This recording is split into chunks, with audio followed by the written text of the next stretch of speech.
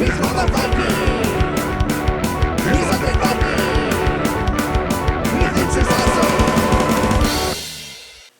everybody, it's me, Undead Viking. I want to take some time to talk to you about this game. It's called The Guardians Explore. This is an idea of a game that each player is going to play a kid that lives in this kind of fantastic neighborhood that is being invaded by all kinds of evil monsters like robots and orcs and zombies and what have you.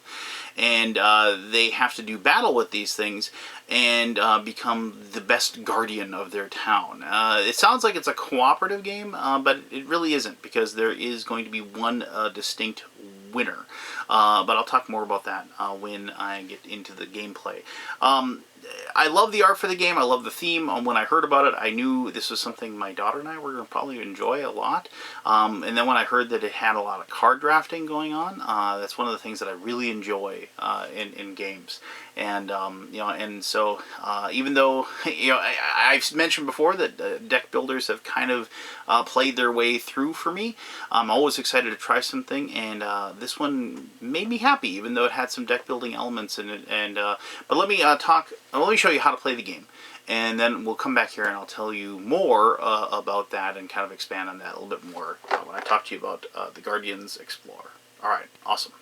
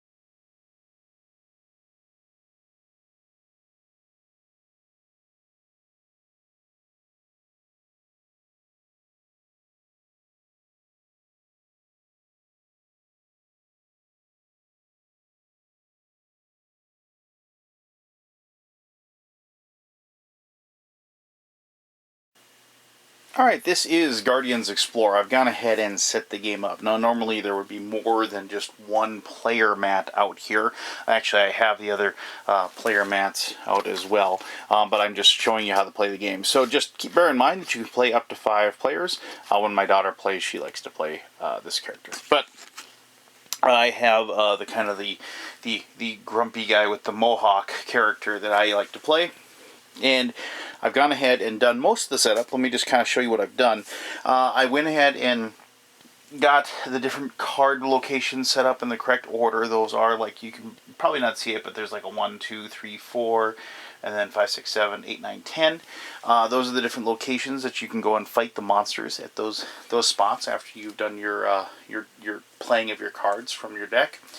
Underneath this Guardian Adventure time track, where you kind of just go through this process of moving the time marker through the different phases of the game. There are the 2 boss cards underneath there.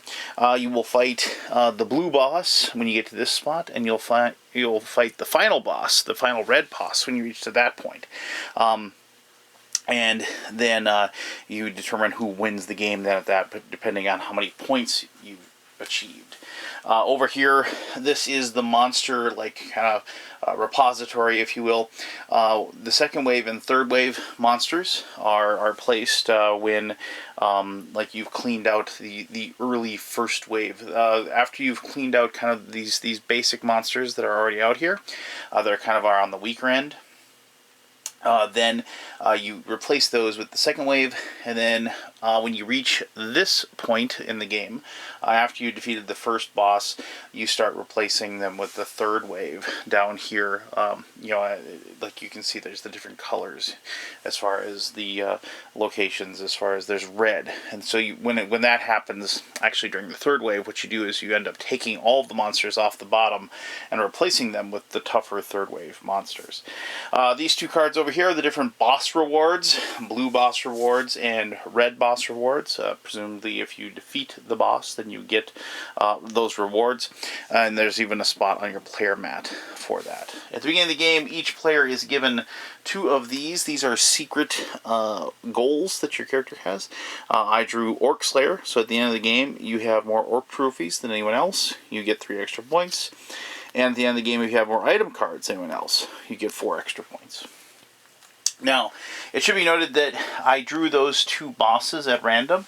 There are 3 different blue bosses and 3 different red bosses. You don't know who you're going to fight until you actually reveal them. So that's kind of important. It's kind of a neat thing too, because different bosses have different things that occur. And I'll kind of show you that in here in just a little bit. So, to begin the game, you, like a lot of deck building games, you get your basic cards. You get an Explore card, and you get 5 of these Practice Swing cards. And so you'll start with those, but unlike a lot of other deck building games, you actually are going to build your deck to begin with. Now, this isn't the only thing your deck's ever going to have. However, you get to refine it as you play. But to begin with, you're going to do a drafting. And there's this large, giant deck of cards right here. Each person is dealt 12 cards, and then you pick one and pass it to your left, pick one, pass it to your left, and so on, until eventually you have your 12 cards. Now, before you actually do that, however, there's one other thing you have to do. You have to get your super cards. Now, these are supers. You can tell because they kind of have a gold lettering and they have a gold box around here. And these are like basically special, super powerful cards. And each person will get 2 of these cards, and they'll try to build their deck around the capabilities of their super. They only get to keep 1 of the 2, so like if you're doing your deck, your drafting, and you can't get cards that kind of match up with one, you can still get cards that match up with the other. There's also, if you want, and I've played this way to begin with my daughter, there are pre-set up decks that they have listed for each character to go with a certain special. And like, this character has the dramatic display. And just quickly, you can see here, it kind of tells you it's a skill. He's a rogue.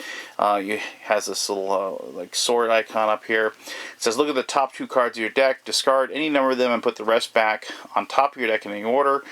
During your attack phase, you get +2 attack power. That's what the little red dot is there. For each one of these symbols you have in play, including this one. So it's just like a little extra power that you have. And then these are the cards that they said to have for creating your deck to begin play. And so like things like, a precise strike, you can see it's a skill, it's a rogue card. Look at the top 2 cards of your deck, discard any number of them, put the rest back on top of your deck in order. And so it's just kind of like a smaller, version of this. Pretty much the exact same thing, right? But, days during your attack phase, +1 power for each of those. So you can see this is where this deck is kind of built around this ability. They also have some basic cards like the sapling, and it'll give you +5 energy. The +5 energy is actually, the energy is tracked by using this in here. So like a 26 would be that. And depending on how, how high you get your energy, that determines like how many cards that you can, what cards you can play and what you can put out in front of you as you're doing your turn. There's also, some basic equipment, like Backpack has a persistent effect. During the cleanup phase, draw a card and discard a card. So when you at the end of the round. And Dagger, persistent during your attack phase, +3 power for each one. Again, one of those little symbol right there. card you have in play. So you can see where the synergies kind of meeting up and working well for that particular this particular character. So on your turn, what you're going to do after you've done your deck creation, and you've gone through that whole process of the drafting, what you'll do is you'll move. That was deck creation. Then you're going to move to your first battle phase, and to do a battle phase, the first thing you do is you do your location. And to begin with, you can't place your character on any spot that has a monster on it. It isn't a safe location. And so you have to go to the location that is home. And the home says draw 2 cards, discard 2 cards, and you may trash 1 or 2 cards in your discard pile. Now that my character is at the home location, I will then enact the home location power. You probably can't see from here, but the home location tells you to draw 2 cards, discard 2 cards, and you may trash 1 or 2 cards in your discard pile. So to begin with, I should have actually drawn my top 4 cards, because that's something you get. Sometimes later, maybe you'll be able to increase that number, but at the beginning of the game, you get 4. And so let's see what I got here. Well, as you know, it happens a lot at the very beginning, you get a lot of these practice swing, but I did get a precise strike, so that's a pretty good card actually. And so we're going to go ahead and take those 4, and then because I'm at home, I draw 2 cards off the top of my deck, and so I got a little better actually. So I got my Explore card, which allows me to draw a card, and I have a Dagger, which is a good, during your attack phase, +3 power for each one of these you have in play, so, and I do actually have one because of the precise strike, so that's pretty cool. So I am going to discard my 2 practice swing cards. Now, 2 of them, and so you get rid of those like so. And if I wanted to, I could junk those because of the fact that I can trash 1 or 2 cards for discard pile. And I'm just for the sake of maybe you'd want to do it, maybe you won't, but I'm going to discard both of them, and you put them in the trash like so. That's where the practice swing trash cards go. All the trash cards go over in this. That's important because you'll actually maybe sometime later you'll be able to dig through the trash pile. And so then, now that I've got my starting cards, my starting 4 cards that I'm going to have, now we do the power up phase, and this is where, if there's any kind of an overrun effect for the monsters, that'll enact at this point. And a lot of the overrun effects to begin with are like the spider swarm and the robots. If there's more than one of those types of monsters out there, it'll force everybody to discard cards out of their hand. At the beginning, there is nothing like that out there. This is one of those situations where at the beginning of the game you don't really have to worry about it too much, as far as the monster overruns, but later on, as you start getting monsters out there, that's something you have to be aware of to make sure that you don't have that problem. So, so one of the things that now you will do is also, if you have any kind of persistent effects, you have those occur as well. If you have any persistent, but once again, this is the first turn, so we don't have to worry about that. So during the battle phase, what you're going to do is you're going to go ahead and start playing your cards. Everybody will go ahead and play their cards as they have them in their hand. Now, everybody can do it at once. It is suggested that the first time you play, each person is going to one person does theirs and then does what they're going to do. Another person does theirs and does what they're going to do. You're not moving and attacking anything at this point. You're just taking these cards and you're putting them in front of you to kind of show what you're going to have available to you. Okay, I apologize. I did misspeak. It is the power-up phase that we're playing these cards, but it all runs together. So, what I'm going to do here is, like I said, I have these 4 cards, and I'm going to start the process of putting these cards down. Now, the big thing is what I want is, I want to be able to get these cards in order, and played in such a way that I get to play. The big one is the Dagger, because I want to be able to somehow get to 6 energy so I can play that particular card. And so one of the first things you can do, notice how the practice swing doesn't cost anything to play, so you can put that one down like so. And so we I'll just put it here just for ease of use, so you can actually see it. So you put that one down, and when it says +1 energy, the first thing you do is you start counting up your energy. So now I have 1 energy. You don't spend energy when you're playing this. That basically tells you that you can play something that has a 1, 1 energy on it. And so what I can do then is I can play this Precise Strike. Because it has a 1, I can now play it. It says look at the top 2 cards of my deck. Discard any number of them and put the rest back on the top of the deck in the order. During your attack phase, +1 attack for each of those daggers. So I'm going to go ahead and put that one down. Now I get to look at the top 2 cards of my deck. Now what I'm looking for here is I want to get things that are going to help me get more energy out there. Because notice this didn't give me any energy. So I look at these top 2 and I got super lucky. I have Sapling and I have Dramatic Display. Which, let's see what I can do here. So what I can do is I want to get Sapling out there, and it kind of stinks that I can't get Dramatic Display out there. But what I could do is I can go take those 2 cards and I can put them right back on top like so. And what I'm going to do then is I'm going to play Explore. Now Explore will go ahead and raise my energy by 2, and it says draw a card. And I get my Sapling. So now I can play my Sapling, and I can add 5. 1, 2, 3, 4, 5. And now I have enough power, and I can play my dagger. And so now I can go ahead and play that. And so I have a total of, I have a 4, power from that particular, because, well, actually, I should say I have 1. And then I have +3 for each of these types, each card. So then I get a +3 for the Precision Strike. And then the Precision Strike gives me yet another, I apologize, I got to dig it out here just so I can show you, another +1. So, for each one of those. So I get another 4 on top of the 1 that I have there because of the fact that I have that one, this one icon of that dagger. So I'm going to have a 5 attack when it comes time for the battle phase. So, now, what I'm going to do is, when we go into the battle phase, depending on the player turn order, each person gets to take their figure and place it on the spot they're going to say, I'm going to go and attack at that location. And then what's important to note here is when you attack at those locations, what you're doing is you're taking out the monster that's there. But then you get to, if you want, play, and these are super cute, play your little little fort in that spot. And when you play your fort in that spot, what happens then is that it prevents the monsters from coming back to that location. If you don't play the monsters to that spot, then the monsters just will regroup in that spot. And so, looking, it's like if you want to take a spot that has 2 monsters, you have to have enough power to defeat both of the monsters there.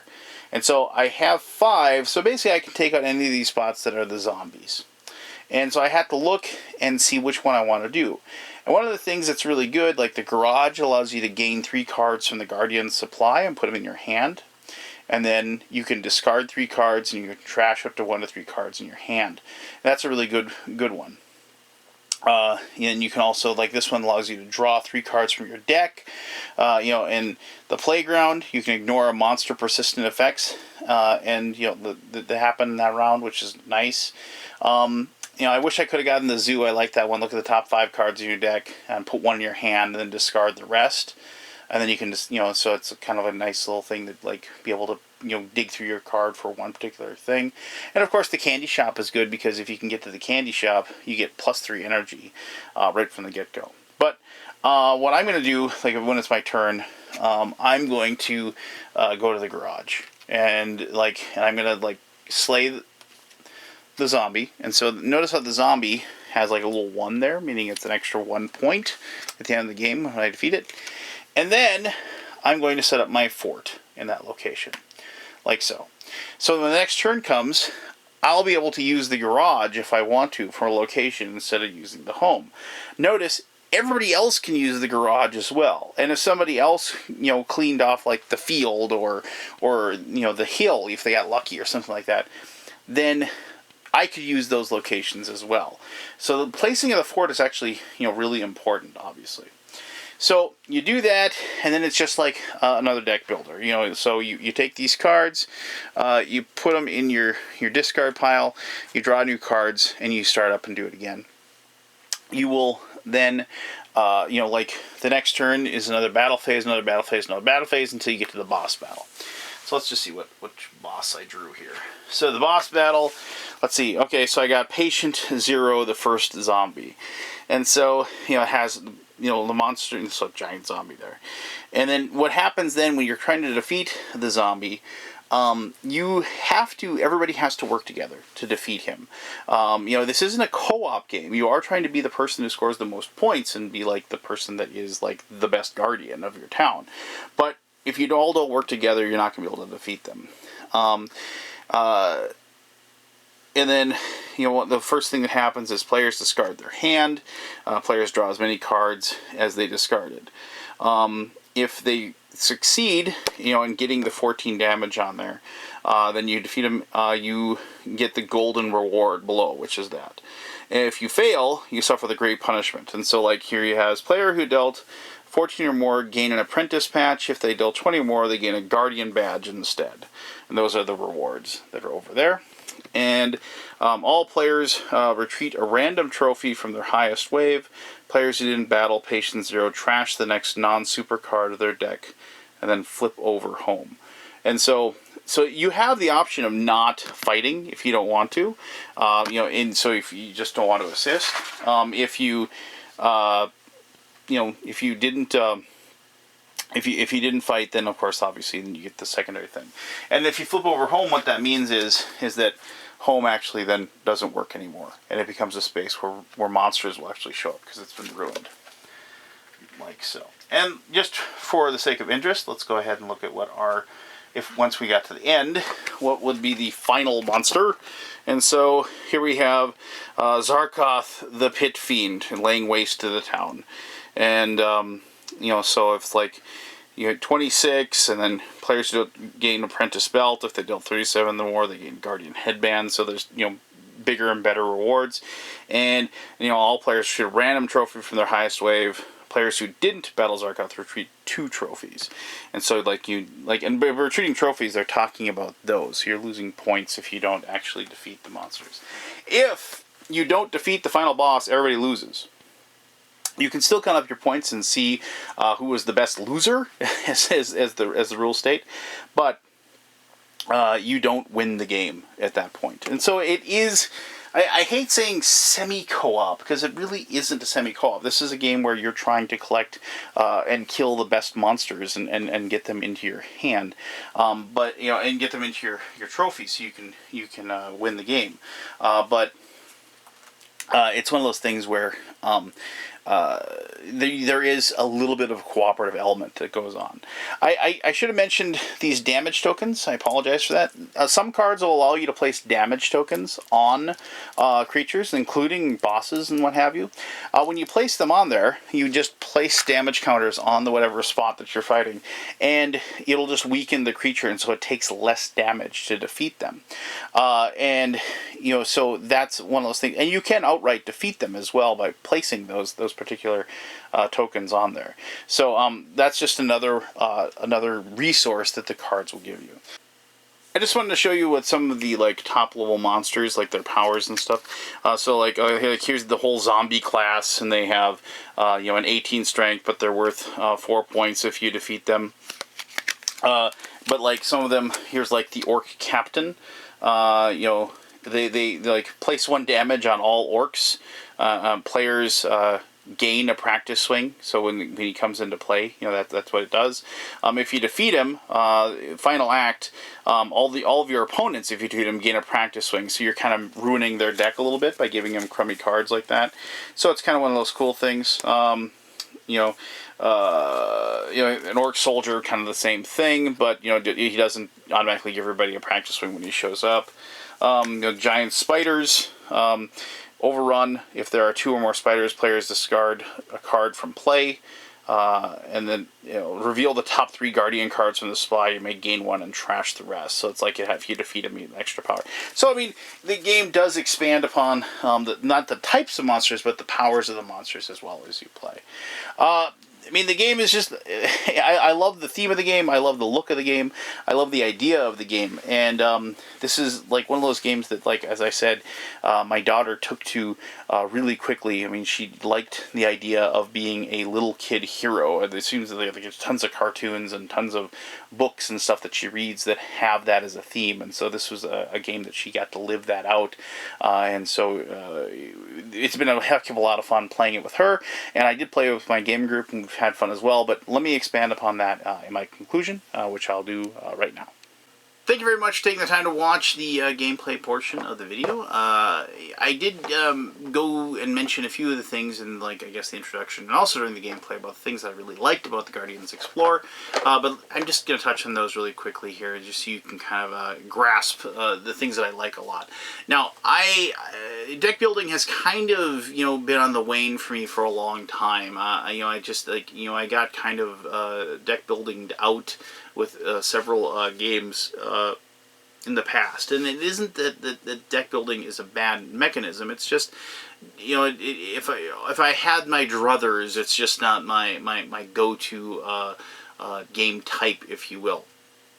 However, this does not feel like a deck builder to me. This is a game that, yes, you get those 6 crummy cards to begin with, but this isn't a game where it's like you're going through like the first 5 or 6 or 7 rounds of the game just trying to like build up your deck into something that you need it to be. This is a game where you have pretty much a setup deck, from the get-go when you go through that card drafting process, or if you just go through with the starting deck, if you will. And that's and like I said, that's what I've played with my daughter. And just like when she plays her little bow wielding princess here, she plays with the preset. And it isn't that I don't think she can handle the card drafting, but I think she it's just one of those things where it's more thematic than as far as the type of cards that you're going to be using and playing with. And so this is one of those things where, like I said, it's like growing up. I definitely read books and watched movies that were about the kids being the heroes, and my daughter is doing a lot of that as well. I mean, she watches movies where the kids are the heroes. She reads lots of books where they're like, the heroes, like the space heroes or the wizard heroes or whatever. And so this is that kind of like that theme of you being the kids that are there to save the town. Just kind of appeals to her, and truthfully, it appeals to me as well. I'm old, but I'm not so old that I don't remember being a kid and remembering that kind of innocence or whatever. Like, just like being a kid, but being considered an adult too, because you're able to do things and impress adults as well, or do things that adults can't, if you will. So, I mean, the theme and the art and just the process of the game are a lot of fun. But it wouldn't be a game if it wasn't for the fact that it just didn't have solid a solid goal or a solid mechanism, if you will. And so when you have the card drafting, and I played that way with my gaming group. And that's something we really enjoy because it's just card drafting. Card drafting is fun. Looking at these 12 cards, picking the best one that you think will work the best with what you have, and then hoping that like the second best card that you really wanted will get back to you. And then that is like also at the point where like the whole process of this game not really being a cooperative game has some evidence because of the fact that you can take certain cards that people would want, and because it'll like you can kind of get an idea maybe of what cards they're going for just by the cards that are showing up in your hand when they get to you, that you can take those cards and then knowing full, because it's pretty easy to trash cards. It's like, oh, I'm just going to take this and now you don't get it, and now I'm going to trash it and get something better. But so keeping that card out of somebody's hand is actually kind of useful. I mean, it might be more useful in a way to like, just get a card that actually helps you. But if you're in a situation where it's like, everything seems kind of like, marginally would help, like the build that you're creating, it is kind of better to take that one card that is really helpful for the person next to you before they can get their hands on it. I enjoy like the fact that it has some cooperative elements going on, but it has some like decisions you have to make as far as whether you're going to be a jerk if you clean out a good spot, whether or not you're going to put a tent on it, whether or not you're going to put damage tokens on like the boss monster or whatever to kind of assist other people, just so you can defeat it. But even though you're probably going to let somebody else defeat it as well because of the fact that you did that, it's that weight that you have, the reward, is it worth it for me to help somebody else? What I gain from this, will it be good enough to warrant that action? And so that has some interesting decisions as well. I just, like I said, I've played this game mostly with my daughter, and this is one of those few games that we've played that I've kind of forced her to play with me, that we've gotten done, and she I can just tell she's like squirming in her seat. She's got a smile on her face, and then she's immediately said, "Let's play it again." And and there is a simpler level game, like you just have like the Apprentice's Adventure on the backside of this, that allows you to play a quicker game, and that's what we played to begin with. I mean, just so we could play that, so she can get her hands on the game and her mind wrapped around it. But after we played it once like that, we were able to graduate to the longer game, if you will. And so it has that lower level, and there's also other things about the game as well that allow that to happen, like the Apprentice Candy Shop. Normally the Candy Shop allows monsters to invade on it, but like the Apprentice Candy Shop, doesn't. It has no monsters, so that's always available. And so there's things like that you can definitely scale the game depending on who you're playing with, and that's a nice touch, and it's really cool that they put that in the game as well. So, I mean, for all those reasons, I mean, it's just the game's, like I said, it's just flat out fun, and my daughter and I have had a blast playing it.